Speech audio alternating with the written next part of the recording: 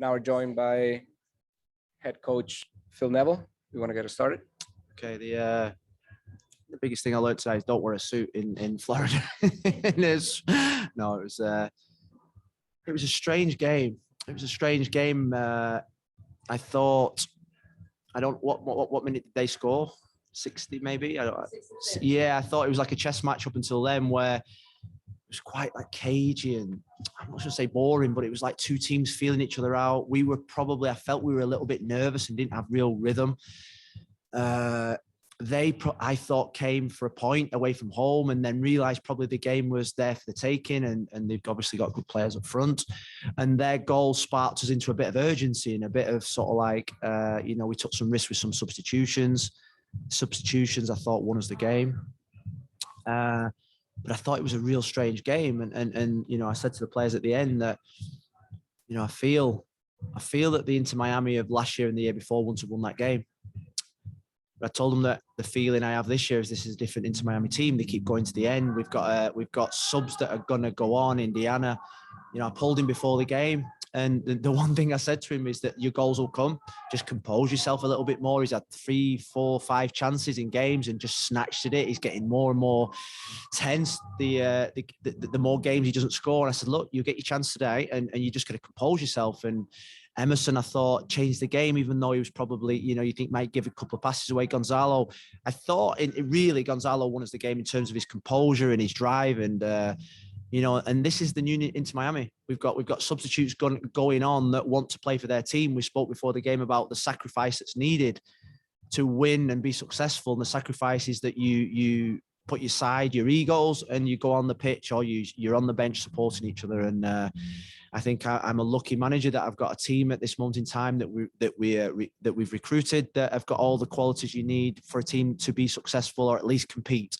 And I'm super proud of the way that they scored late on. It shows the fighting qualities, and I'm really, really proud of of Indiana. I think since he's come in, he's totally livened up the place again, and he's a really good kid. So congratulations. Can you talk about the play of Bryce Duke also? I mean, that pass that he made on that first goal. I thought he was the best player on the pitch. I really do. I think he's becoming a man. When we're selecting teams or we're making substitutions, I think the one thing we always say is that where can Bryce play? Where can we fit him in? Where can we keep him on the pitch? Because he's such an intelligent footballer. I think his growth has still got another 40% to go. I think if he just keeps learning the professional behaviors of an elite athlete, which he is, just needs consistency in his training, needs consistency in his technique, and needs consistency in his performance. And I feel we've got a little gem. I did think he was the best player on our team. The pass for Indiana's first goal was sensational. And I just thought he just controlled the game for us when we needed it. I want to ask you about the defense tonight. Damian Lowe, Sailor, they didn't give up many shots at all. Jake Pounder was barely tested other than that goal. What did you see from them in the improvements all year? What have you seen? Yeah, I've got to say I was slightly disappointed a little bit with the defense in terms of I didn't think we worked as a unit as good as we have done in terms of sort of like there's a couple of balls got in behind. There was a couple of crosses that we normally defend well. Even the goal, I was disappointed in the goal. So, but I think Sailor deserved the right to play tonight. He was probably unlucky not to play against Atlanta, but I felt over the 3-week period in the break for the game, Mabika trained really well. Home games, I think, will suit Ryan Sailor. He's just a no-nonsense type defender.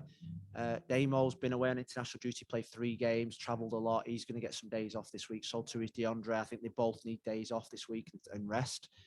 But I think there's still improvements and we'll keep working them really hard.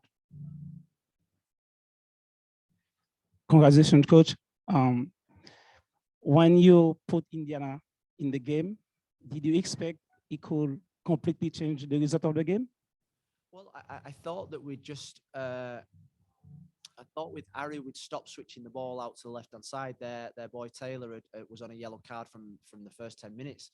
And I felt that we'd stopped switching the ball out to left-hand side, and I felt as if Harry had just become a little bit redundant. Emerson was on the right-hand side. We knew that he can play on the left-hand side as well. So we just wanted to freshen it up. At that stage, we were taking risks. We were taking risks because we wanted to score goals, and we just wanted to keep sharpness and freshness. And and we went to 4-4-2 really, with Gonzalo playing in the 10, which helped us. It created more players in the central areas. But I felt with Indiana that he was just going to give us a little bit of spark. And when he went on, I said, look, keep switching the play, keep getting on the ball, keep making things happen, and composure on your final touch. And I'm glad that he had 2 bits of really good composure. All the wins obviously are important, but how important was it to get this win at home? And, after losing in Atlanta, now I think you're up to 8th now in the current standings live tonight. Just how big of a win is this? I think me and Jace yesterday was probably talking about, it's not just about tonight, it's about the next 2 games, away in Dallas, away in Orlando, is that tonight was vital that we got the 3 points, because on the road, it's really difficult. And we want to make this a fortress. And I think we are making it a fortress. The weather, last year, I felt the weather was almost not in our favor in terms of the profile that we had. This year, I think it's our favor. That the boys were saying yesterday, we trained in, they want to play at 2-3 o'clock in the afternoon. It's hottest because the fit, the fresh, the speedy. They want it. They think it's our X factor, and I think it is. With all the other results, with that cluster of teams really tight, I feel every 3 points is going to take you up 4 or 5 places. I was watching the Nashville versus DC game. You've got Columbus are playing now at 10 o'clock. Every game, I'm praying for the Western side to beat the Eastern side. Charlotte lost, I think, tonight. Chicago lost. Even though it's early in the season, we're concentrating all on us. It's such a big swing either way that 3 points are vital. Next question, Mike.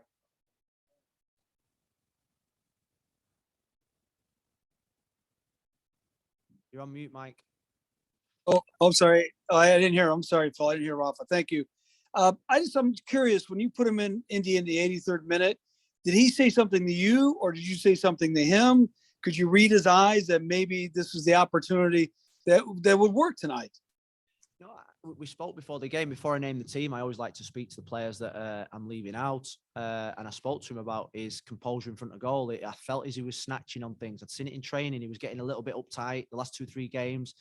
I think he's putting a lot of pressure on himself. And I just felt his play was becoming a little bit uptight. And I said, look, compose yourself, you'll get on.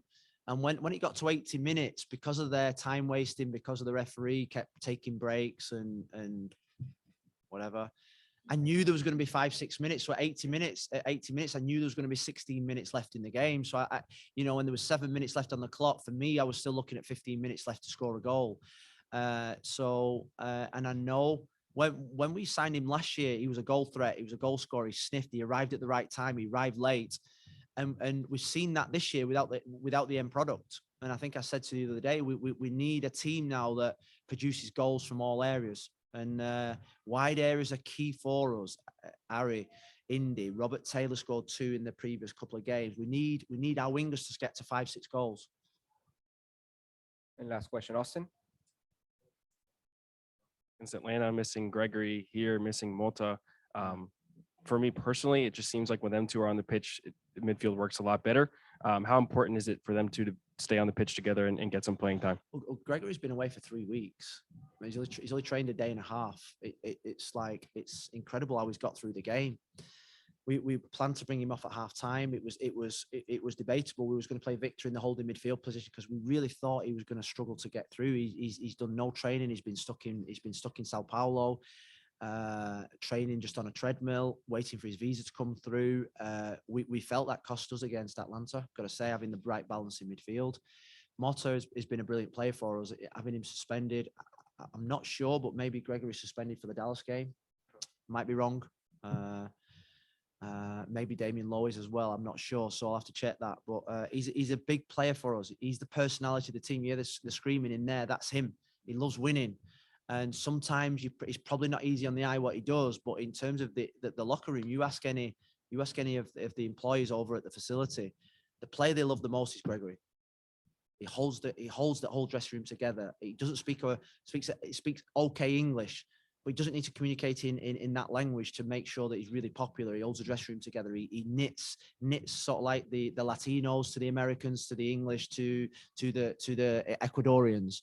And he does it in a way with great personality, and he plays with personality on the pitch. Thank you, coach.